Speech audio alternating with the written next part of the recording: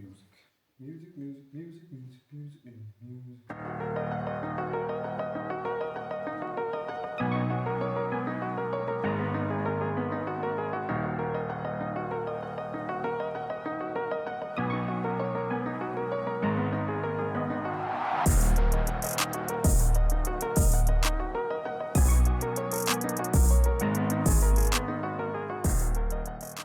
What is up, and welcome to a new video. On this video we're going to be focusing on getting Connor's car back rolling, and as you can see my car is already back on 4 Strom wheels.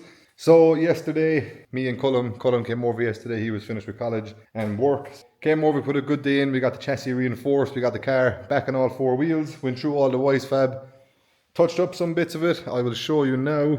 Inside the wheel arches we touched up in the chassis leg, and also on the rear quarter panel. Obviously this is a little bit faded here, but down here there was loads of tyre marks, so we gave it a quick scotch, gave it a quick touch up of the 040 white, and basically the exact same thing now has to happen to Connor's car. So I said to kind of keep the footage from being deja vu-ish, I would show you the recording of washing my car and not washing Connor's car, and then I'll show you me assembling Connor's car rather than doing it all on my car.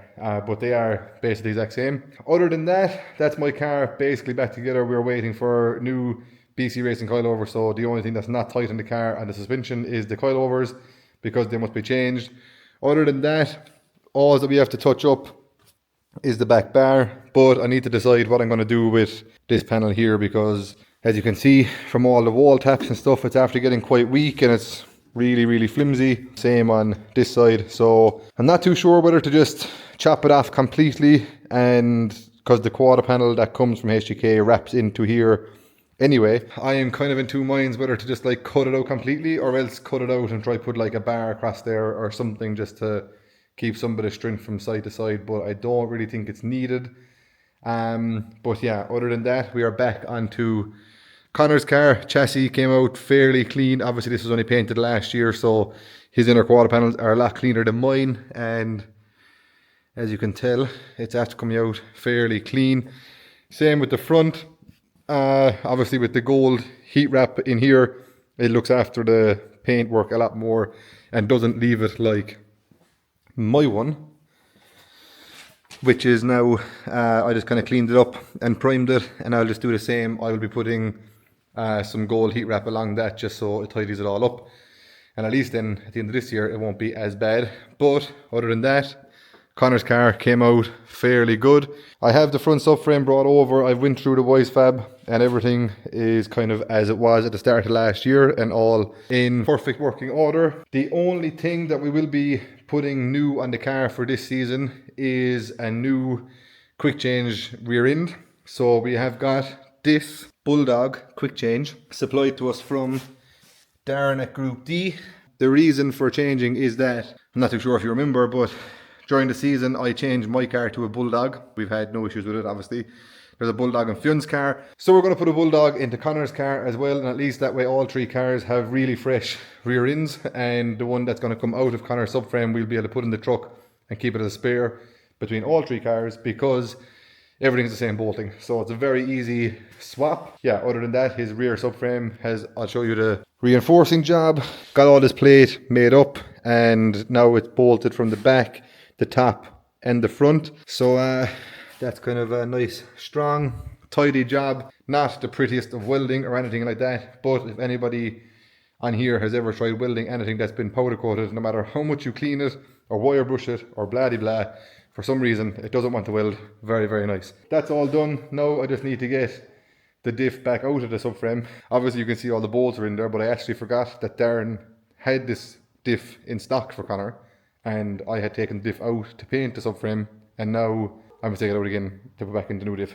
But not a big job. Like we said, it's all the same bolts, so not too bad. Get the diff in, get the diff and the subframe and the white fab up onto the car. Same with the front, and then get it back rolling. So yeah, it's quite late in the evening. I had this nice looking S14 in for a 4-wheel alignment, so that belonged to a new up and coming ID S driver. So yeah, hopefully he's happy with the setup on the wise fab on the car. He just fitted it, so hopefully his year goes to plan, and I wish him all the luck with it. yeah, it's time to work. It's kind of evening time now. So not too sure how much work I'm going to get done. But yeah, we're going to see if we can get the diff in and maybe the front subframe. And yeah, call it a night at that. But yeah, we're kind of making progress. It's good that the 2 cars will be back on wheels after the weekend. And then all next week, I have one more customer car to do. In between that, I will be doing some fiberglass work and trying to make these cars look pretty. We were waiting on an HGK order, which was meant to be here next Monday, but unfortunately it won't be. So hopefully it's here by the end of the week. Next week will be cars back on all fours, get the fiberglass done, and try book it in with Moose Design to get the wraps done. And yeah, it's going to be a busy week. So hopefully we get everything done. Yeah, we'll see how it goes. Now let's get to work. This is going to be a time lapse. Hopefully it doesn't take too long. It's the next day. Last night I got the diff out and got the drive shaft plates for the adapters for the Wisefab half shafts removed from the old diff and put on the new diff. And this morning we got the diff into the subframe, but because I'm a little bit silly today and this took a lot longer than I should have, I forgot to put the shaft into place before putting the diff into the subframe. So I'll wait until it's in the car to take an arm off and then I'll get that back on. But yeah, not a massive job. I have all the bolts cleaned, ready to put some Loctite on and then get them on there. That's the back kind of together. Just need to put the 4 bolts up into the chassis and then that's that done. His rear Wisefab is also good and ready to go basically. Front of the car, I just left the lift down. Have it basically ready to put the bolts in. I have the first bolt actually started over here, so now I just need to center the steering wheel to the steering rack, get this guy put in, then put in the 4 bolts and then tighten up all the Wisefab to the chassis. Then that is that car basically back rolling again, get the calipers back on, all that kind of stuff. All the brake pads, brake discs and calipers are all also still good, which is great. Everything on Connor's car was basically brand new at the start of last season. My own car, not very heavy on brake pads. They're actually the same brake pads in the car since I built it, I'm sure. We've put discs in, to be fair, because not front discs, they're still the same front discs, but they're still perfect. The back discs, they're like a single, like they're really skinny. They're like Connor's front discs actually. They are these kind of skinny guys, so they end up getting warped really quickly. So yeah, that's the only thing I have to change in my own car. But other than that, we're making progress and need to try to get everything back as quick as possible now because I've knocked on the bollocks all morning.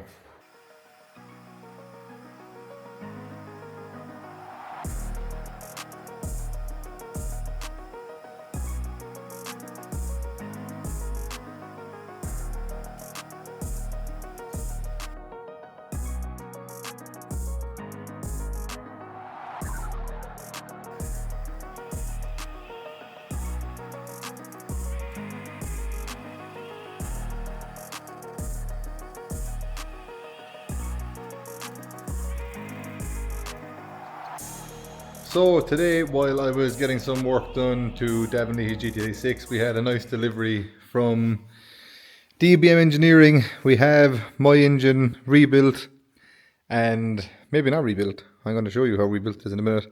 But we got my engine back, and this engine here is actually not Connor's engine, but will be a spare engine that we have in the truck for the season, which is a big upgrade because last year we were kind of just like running what we had, and Jeroen from DBM had a spare engine in Clint's truck between Clint's car and our cars basically. This year we have a full spare engine, which is ideal because at least if there ever is issues, all we have to do is pull the engine out, swap manifolds and put the engine back in. We're good to go. So we're no messing with head gaskets or any of that kind of stuff. So that's ideal. My engine is not rebuilt. It's actually a brand new engine. And I'm excited to show you these because we went to run this engine last year, but we only got our hands on the blocks this season and they're very, very cool. And also Jeroen has went mad with the spray gun, so I now have a fancy looking rock cover set up also. So let's get this unwrapped and show you guys some of the upgrades and tell you about other upgrades.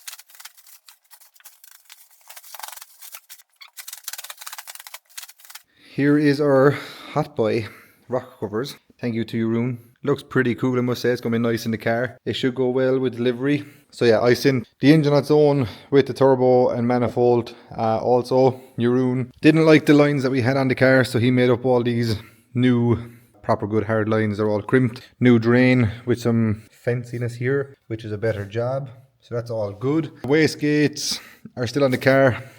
Turbo Smart. We are going to be changing these, I think, this year to AN lines rather than vacuum hose because it's not very safe. We had some issues with it last year. The biggest difference with this engine is the block. So as you can see, it has all these fancy screw-in frost plugs and it is a dart block. So we were meant to get these engines last year, but it never happened. And then this year we worked closely with DBM and race winning brands, and they supplied us with the dart block and all of the essentials to build the engine basically. The engine is more or less the same as it was last season, just this year, obviously with the stronger block, we can run a bit more boost and not have to worry about it. So we can go for a little bit more power, hopefully. We're running higher compression, and we also have custom cams that Jeroen designed himself with Piper cams. So hopefully our rev range is a little bit more broad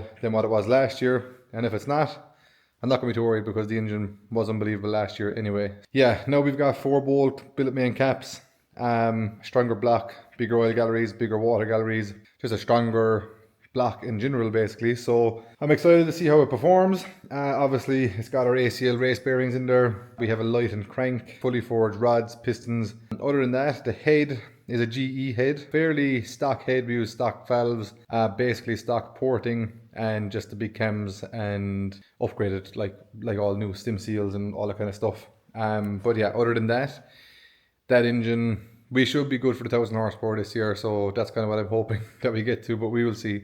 But yeah, it looks great. Now I need to go out and get the intake manifold, starter motor, all those other little bits and pieces, get the engine buttoned up basically on the floor, and then we can get it over and in to the car. Not too sure if we'll get the engine in tonight. That was the plan, but it got held up with this car a little bit today. We'll try to get the engine fully dressed and ready to go into the chassis tomorrow, I would say.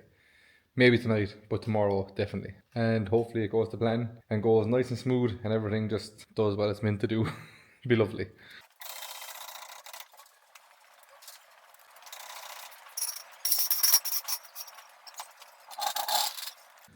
So we now have the car up on axle stands, and we also have the engine fully assembled and dressed. The wiring loom is laid on. As you can see, there's no fuel rail on because we have the injector sitting in fuel, because the last couple of years I have forgot that with ethanol, injectors go bad if you don't submerge them while they're not in use basically. So I've got that done just for Jeroen. So we don't have to order another set of injectors this season. Fingers crossed. This is looking pretty good, to be fair, and ready to go in to the GT86, which is sweet. I'm not going to put it in right away. I just need to run to ears to get some gold tape for along here, because last year I forgot to do it. It like wrecked all the paint and everything, as where Connor's car stayed much cleaner with the gold tape, so it definitely works. So I'm gonna probably go to ears, get that stuff, and then get lunch, and after lunch we will put the engine in. So that is the plan for the evening, more or less. Get the engine into this car, figure out a clutch that will go back in just probably for the dyno. We have this GT86 to finish. Yeah, busy day again today to try to get everything done. We spent the morning sorting more flights and accommodation and all that kind of stuff for FD, which takes a lot longer than anybody thinks, because there's lots of organising to it. Without Corey, I'd be absolutely screwed there, because she does her best to look after it all, but sometimes it does take a kind of general meeting to arrange more of their stuff. That's done. Engine is ready to go back in here, which is sweet. So yeah, let's get some more stuff, get the engine bay finished and ready for everything to go in, and try and make some progress. We are back and we have a bit of work done. Just have this on here and here. On Connor's car, I followed it down under the car as well. On my car, I don't think there's any need, because that's after doing a full season and there's no real burn marks there or anything like that. One other little thing that we got is some heat sleeve stuff also, so I'll show you this. So just for the wastegate lines, obviously this is fairly close to this, so hopefully this prevents any damage to the vacuum lines.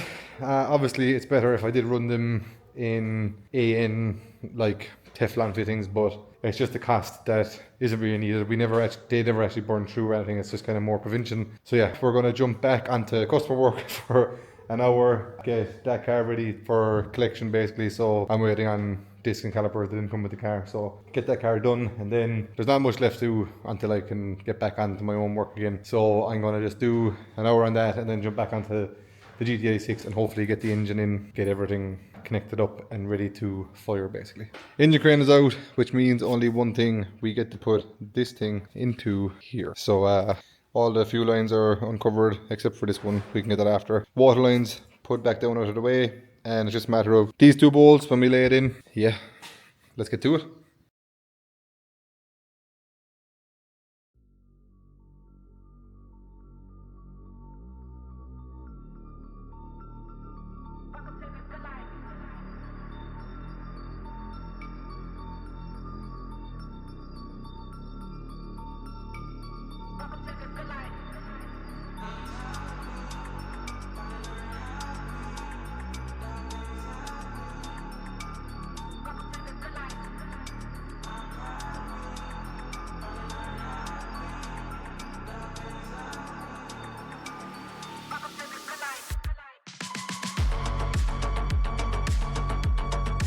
So we have made some progress. We have the engine in the car. I must say the pink is absolutely unbelievable on the rocker covers. It looks great in there now. We have our bulkhead connector on down here. Obviously just the fuel rail to go back on. Just clip on the injector wiring and then that's that done also. All the coil wiring is already in, all that kind of stuff. Crank sensors in. This is all held up nicely. There's still a fair bit of a gap here also, so that should be okay. All the lines are done.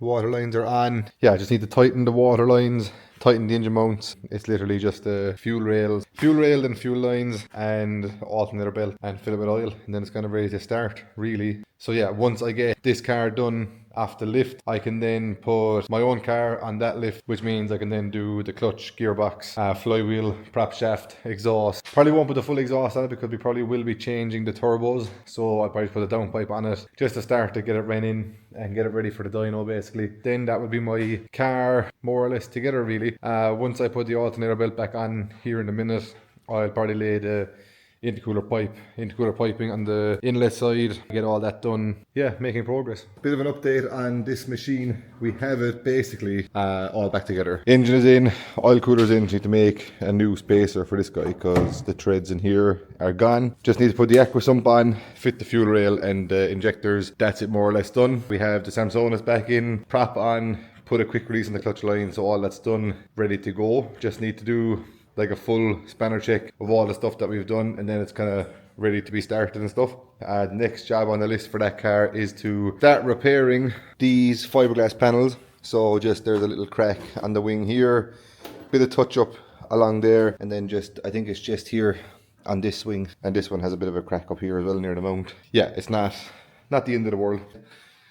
Fion's GT86 strapped back to start. Last night I was hoping it was going to be a little more straightforward, but we're upgrading this car from just the regular rear wheel drive Samsonas to the RS90 because he actually only broke the gearbox in like the first two events last year, and I feel like that was completely down to his driving style of the gearbox, just out of safety, and it's not that much of an upgrade when you have basically like a fresh gearbox to like trade. So we're putting the RS90 in, hopefully it'll just be a bit stronger and that we won't have to go check it like every event basically. We just have the rear subframe off and on the ground, just need to go through it. There is broken bolts in the diff, which is not good, so I just get the diff out of the subframe, try drill out all bolts, weld up the subframe because that's a cracking at the bottom. The last event that he done in Tullaroan, I'm not too sure as to how the bolts snapped. I've yet to see bolts in the diff snap unless like one or two came out, but I wasn't there, so I don't know what was going on with the car. It's all go, so hopefully we can get all this cleaned up and repaired. I'll probably take it out and give it a wash as well before it goes back on the car. Then as of now we have the new clutch fitted in the car, and we also have the RS90 up here ready to go with a new QuickTime bell housing, linkage, everything is already done. So I just need to measure my clearance to the release bearing. These release bearings are a sweet job. It just literally slides on and locks into place, no bolts, no nothing, and you can pull this out to shim it. It's not a big job basically to make a spacer and stuff because it comes with the shims. Just need to get clearance is done, get the gearbox in, make a new gearbox mount because the mount I made for the old gearbox doesn't work because the RS90 has an oil pump gear in the back. Yeah, let's get stuck into that. We have a very messy garage. We didn't get Fion's car finished. We have the gearbox laid in, just need to make a gearbox mount, so Cullum's going to try to get that done during the week. The prop shaft needs to be shortened, all that kind of stuff. Also been busy fiberglassing panels, so we have almost a full kit ready to go. Hopefully we can get someone during the week to do all the outside work, get it filled and sanded, and just a quick prime, just ready for wrapping. Also, I'm very fortunate that Podge and Cullum have decided that they're going to do a lot of work this week. So Podge is already here suffering at my own car, just finishing off the last couple of bits with the lines and whatnot. Connor's engine will be back during the week as well. I think Connor's engine will be back Thursday or Friday, so the boys will be here putting the engine and gearbox in, which will be a big help to get everything done and ready. It'll just be a matter of getting the cars running, body kits, wrapping, dyno and testing, hopefully. But yeah, that's all for now. This video is probably a bit hectic, to be honest. There's kind of loads of shit happening. Thank you for watching. Please like, subscribe, share, all that kind of stuff. Really appreciate it. The support lately has been unbelievable. So thank you for watching. See you soon.